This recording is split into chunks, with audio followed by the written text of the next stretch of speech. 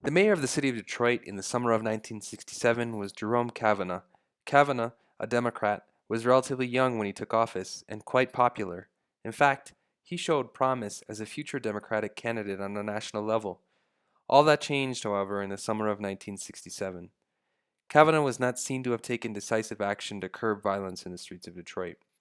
Decades of systemic oppression by the Detroit police force gave them little credibility with black Detroiters.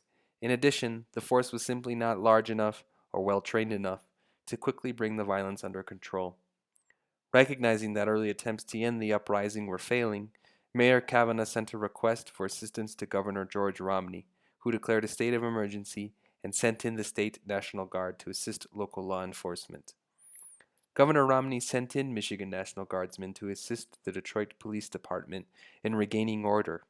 It became clear, however, that further intervention was necessary.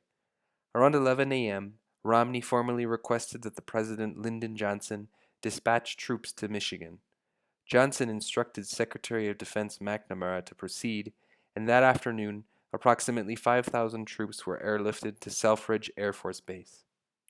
The initial report to President Johnson from Romney, Kavanagh, and Special Assistant to Secretary McNamara Cyrus Vance recommended that the troops not be immediately deployed, but rather be maintained on a 30-minute alert at Selfridge and only called upon if needed. The situation was deemed to have deteriorated so significantly by that night, however, that Kavanagh, Romney, and federal officials made the unanimous decision to bring in the troops. After the uprising, Mayor Kavanagh took action to fix the systemic injustice that underpinned the violence in Detroit. He co-founded New Detroit and worked hard to help start the city in a new direction.